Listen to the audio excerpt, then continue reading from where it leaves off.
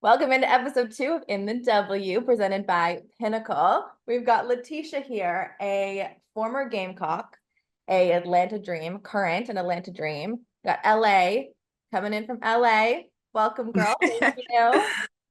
What's up? How you doing? I am so happy that you're here. We have, just for the viewers, I have not talked to Laeticia since she was in high school, and she is a full WNBA player now, entering the second season. We have so much to catch up on.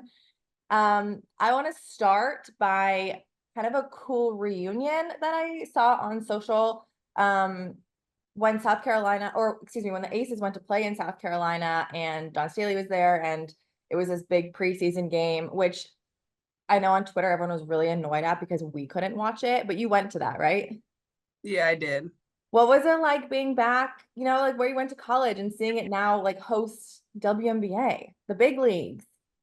Yeah, honestly, last season I went back a lot. Just you know, um, being an international student, it was kind of my home in the Mhm. United States. So I had the opportunity to. We had a day off, so I was like, all right, let me go watch the game. Being back in the atmosphere, talk to my coaches, giving me some pointers for the season and all that. But it's just great to be back in the house and then see high level basketball. I love that you brought up your coach because it was the picture of you and Don Staley that initially I saw that you were even there. And I'm curious, when you look back at your rookie season, in college you had this legendary coach that created this dominant team that you were a part of. I mean, 2 top 10 picks just in your class alone, right? In the W. How did having Dawn Staley there in college prepare you for your rookie season? And then even going into this one, like how does she continue to help you? Yeah, she's legendary. Her and not only her, but her staff. Mhm. Um, you know, Lisa Boyer, Coach Law, and the support staff as well. Like it's really a family because you know that once you leave, people still care about you. That's the big thing. And I think that when you go there, you're going to a program where you're getting ready to be a professional. Starting up when you get there as a freshman year, you're kind of gearing towards the next level. And then she prepares you. She's done at the high level as well. So just being able to go to the league, just more prepared. And she's just there with you every step. So it's amazing. Uh, and as much as I want to talk about basketball for this entire interview, I feel like we have to fast forward through your rookie season, unfortunately, and come to your first off season because you did something that I don't think a lot of rookies in the W are doing, starting an entire nonprofit. Um, can you tell me a little bit about that? I know were you in Ghana or were you raising money for Ghana? Yeah, I was in Ghana, and my nonprofit is called Back to the Motherland. And, the whole spiel is just about, giving back to the roots, giving back to the community that raised you. And it's not only, obviously I have African descent, but also, going back to Canada, doing stuff there, going back to even South Carolina, places that have raised me. That's kind of the spiel of Back to the Motherland. And, I had a great off season. I did a lot of things, but that was definitely one of my highlights for sure. I saw so many pictures from a fashion show that you did, and it really is inspiring because it's cool how you've taken uh like jerseys, for example, of Team Canada or South Carolina with your name on it, and then mixed it in with like the traditional African clothing. And I thought that was so cool. And I think it's so cool that you are giving back. Like if we talk, I mean, you've talked a lot about just being an international. Like I can feel that as well. It's so uh inspiring that you have found a home and then give back to all the places that have made you. Yeah, absolutely. I think it's kind of my duty as, the professional that I am and only having, 4 Canadians, which is huge, but Crazy.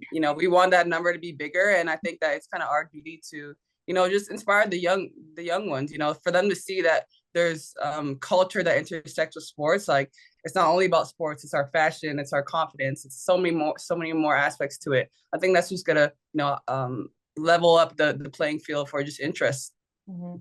And I mean, a big part of that is getting interest, getting eyes, getting partnerships. And I talked about it right before I pressed record, was that the Skims partnership, we all knew that this was happening. It had been announced. It's the NBA, it's the WNBA. There was a football player, like it was announced, but then the rollout of this campaign that you were a part of was iconic. What was it like Yeah. being a part of that?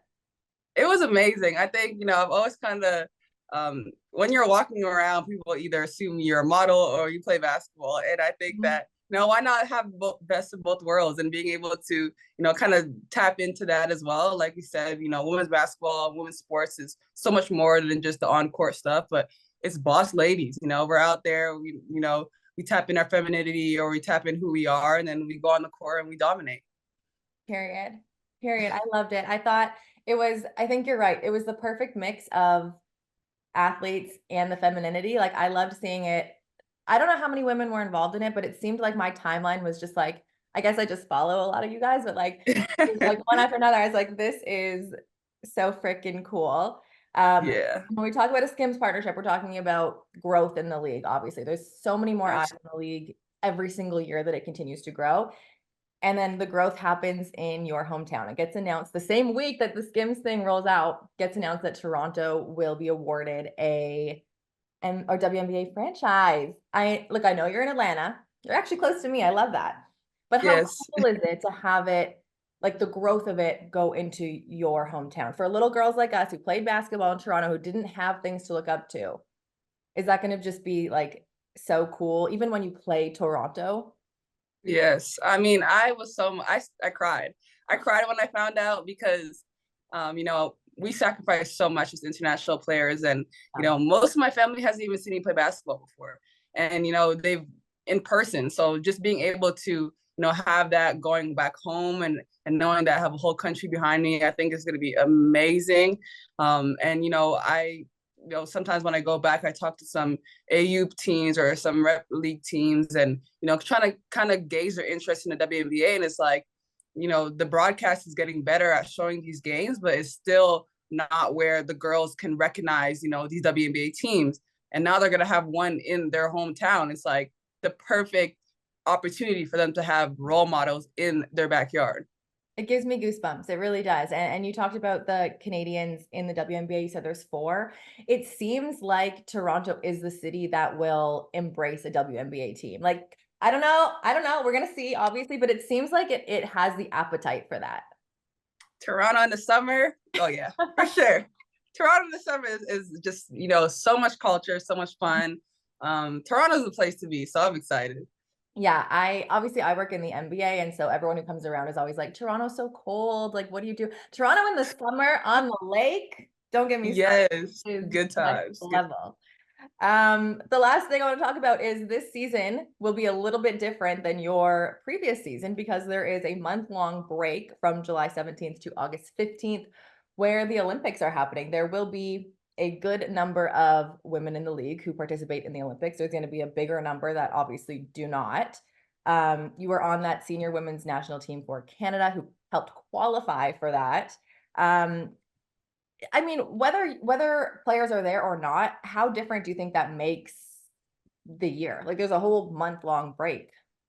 Yeah, it's been a little different this year. I think things feel a little bit more jam-packed. Yeah. We start stuff off a lot quicker.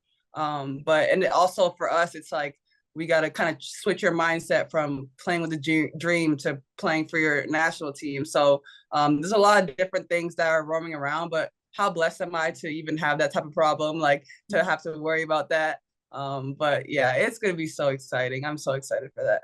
Yeah, I'm excited too, because again, and not to say I'm in your same shoes, but just living in a different country, I have so much pride watching Team Canada just because I don't get the Canadian sense all the time. So I'll be cheering you on from here, whether you're playing for Atlanta or playing for Team Canada. And let's go. Thank you so much for giving us your time today. We love our SEC girls. We love our Canadian girls, and we'll be cheering you on all summer long. Thank you. Thanks for having me.